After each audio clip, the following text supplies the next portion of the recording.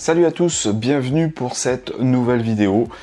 Alors aujourd'hui je vais t'expliquer ce qui va arriver en fait dans les prochaines vidéos. Mais tout d'abord je voudrais revenir sur une erreur que j'ai dite dans ma vidéo sur le piqué. Et d'ailleurs je remercie, alors je crois que c'était Olivier qui m'a fait remarquer dans un commentaire que je m'étais trompé. Et je t'en remercie beaucoup et donc je vais revenir là-dessus. C'était sur les capteurs. J'avais dans la vidéo dit que le micro 4/3 était un moyen format.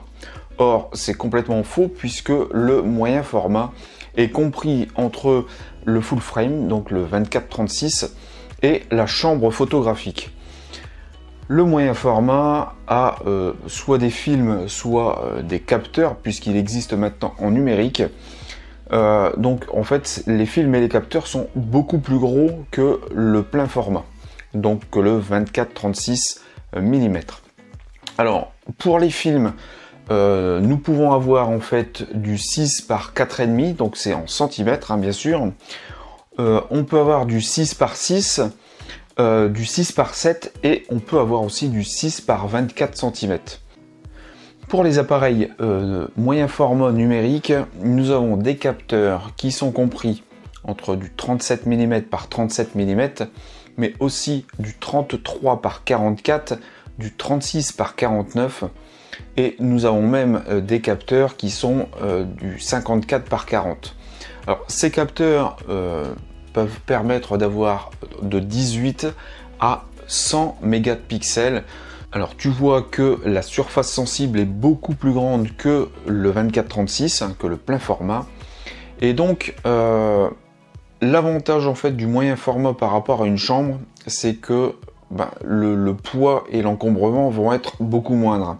L'avantage d'avoir également une grande surface sensible, c'est que eh bien, tu vas réduire le rapport de grossissement et puis la profondeur de champ va être réduite. Alors c'est pour ça que le moyen format est utilisé beaucoup pour le portrait et pour la mode. Alors voilà, la rectification est faite et je m'en excuse encore d'avoir fait cette erreur dans la vidéo sur le piqué. Aujourd'hui, je vais donc t'expliquer ce qui va se passer en fait dans les prochaines vidéos, parce que je vais te faire de l'analyse de photos. Alors bien sûr, je vais prendre mes images à moi, je vais te prendre des images qui fonctionnent et je vais te prendre aussi des images, alors je vais essayer d'en trouver des images qui ne fonctionnent pas et je t'expliquerai pourquoi. Alors, pourquoi je vais faire ça? Tout simplement parce que je commence dès demain avec ma liste email, donc les abonnés à cette liste, eh bien je vais leur proposer en fait plusieurs articles sur ce sujet. Donc je vais leur présenter des images et je vais leur expliquer ce qui fonctionne, ce qui ne fonctionne pas. L'avantage c'est que il y a encore beaucoup de gens qui débutent ou pas d'ailleurs, qui se posent beaucoup de questions. Et puis, en fait, ça va être un complément à la vidéo que j'ai faite sur les exifs. Hein, je vais pouvoir te montrer en fait avec quelque chose de concret pourquoi les exifs, ça ne va pas vraiment te servir. On pourra voir également, alors je te ferai certainement une vidéo, peut-être la 5e d'ailleurs, pourquoi les exifs en fait vont te servir dans certains cas pour te donner une approche en fait photographique, mais ne vont absolument pas te servir si tu regardes les exifs d'un autre photographe. Donc, en te permettant d'analyser en fait des images, eh bien, tu vas découvrir comment tu vas pouvoir, grâce à tes images ou aux images d'autres photographes, eh bien, en tirer parti pour les tiennes. Comment tu vas faire pour progresser et améliorer en fait tes images. Alors bien sûr, les vidéos que je vais faire et puis les articles que je vais faire en fait pour ma liste email vont être une première approche de l'analyse photographique. Parce que je pense que j'y reviendrai plus profondément en fait. Ça te sera expliqué bien mieux en fait dans la grosse formation qui viendra l'année prochaine en 2022, normalement dans le premier trimestre 2022. Alors bien sûr, sur les images que je vais te présenter, je ne vais prendre que des images de nature, puisque c'est le domaine d'expertise que j'ai depuis 10 ans. Alors, certes, j'ai aussi de l'expertise sur du portrait, mais ça, j'y reviendrai certainement plus tard.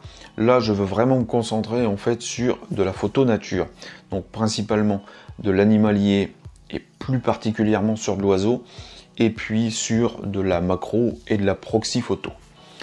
Les critères sur lesquels je vais m'appuyer pour faire mes analyses d'images, eh bien, elles sont au nombre de 6. Ce sont 6 caractéristiques que j'ai pu relever pour analyser en fait des images. Alors que ce soit les miennes ou celles des autres photographes. Alors, le premier élément, c'est bien sûr les bases photographiques. Alors, qu'est-ce que j'entends par base photographique? C'est si ton image est bien exposée. Donc, ça va être ton triangle d'exposition. Si tu vas avoir du détail un petit peu partout et si tu n'auras pas de zone trop bouchée ni trop cramée. Tu auras également dans cet élément, dans cette base technique, eh bien, le niveau de netteté. Donc, je te rappelle que la netteté, c'est le piqué de l'image.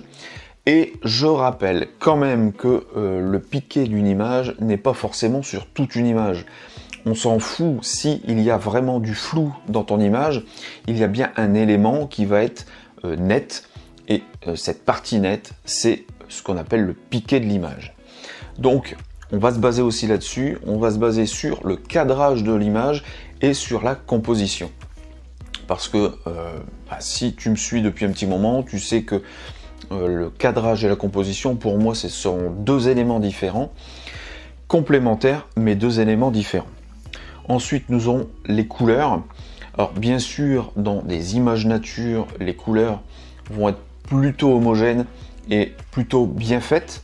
En fait, tu ne vas pas pouvoir vraiment intervenir sur les couleurs dans la nature, bien sûr, à la prise de vue, hormis si tu changes ta balance des blancs. Et puis, tu pourras la changer, en fait, tu pourras changer quelques couleurs quand tu vas faire du post-traitement. La bonne lumière, c'est pas dans l'exposition, mais de trouver la bonne lumière pour ton sujet. Alors ça, on va essayer d'analyser en fait dans les images comment on fait pour déterminer en fait cette lumière, d'où elle vient, comment elle se positionne par rapport à ton sujet. Trouver le bon sujet, parce qu'en fait des sujets tu vas en avoir plein, mais lequel va être le bon pour faire des images qui fonctionnent, et bien ça c'est ce qu'on verra aussi. Ta créativité. Alors la créativité, j'entends par là, c'est l'intention photographique, la vision photographique que tu vas donner à ton image. C'est qu'est-ce qui va faire que une image banale va être une image qui va sortir du lot, celle qui va raconter quelque chose, où il va y avoir une émotion à l'intérieur, où ce que tu vas donner de l'émotion à celui qui va regarder en fait ton image. Et puis enfin, le 6e élément, c'est la retouche, donc c'est le post-traitement de l'image. C'est ce qui va te donner l'effet supplémentaire en fait pour laquelle ton image va sortir du lot.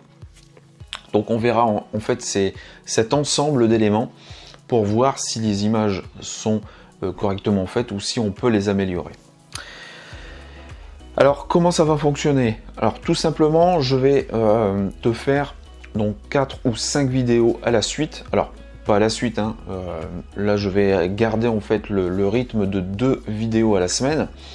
Mais en fait sur les 4 et 5 vidéos qui vont suivre, eh bien on va analyser des images. On va analyser donc des images sur ce qui va, sur ce qui ne va pas, et éventuellement qu'est-ce qu'on pourra améliorer la prochaine fois sur le même type d'image. Je vais te montrer qu'en regardant correctement une image, en observant une image, eh bien tu vas pouvoir en tirer parti. Tu pourras me poser des questions dans les commentaires, bien sûr.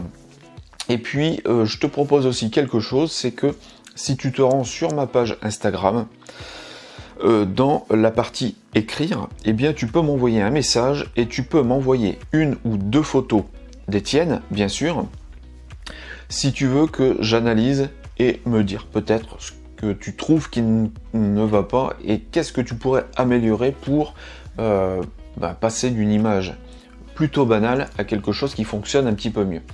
Donc ça, moi je te conseille d'aller donc sur ma page Bulle de Nature sur Instagram, donc le lien est en description, et tu peux m'envoyer en fait tes images en 1920 de côté maximum, et pas plus de 300 KO pour le poids. Et puis écoute, j'essaierai de te répondre assez rapidement pour te donner quelques conseils et te dire ce que je pense. Éventuellement, peut-être que l'image sera bonne, hein. Peut-être qu'il n'y aura pas forcément grand-chose à améliorer, ou ce sera des petites choses qui pourront faire que tes images seront meilleures et que tu te développeras dans ton travail photographique. Alors, la première vidéo arrivera normalement soit mercredi, soit jeudi. Et puis, si tu es intéressé, eh bien, tu peux t'abonner aussi à ma liste email parce que là, ça démarre demain.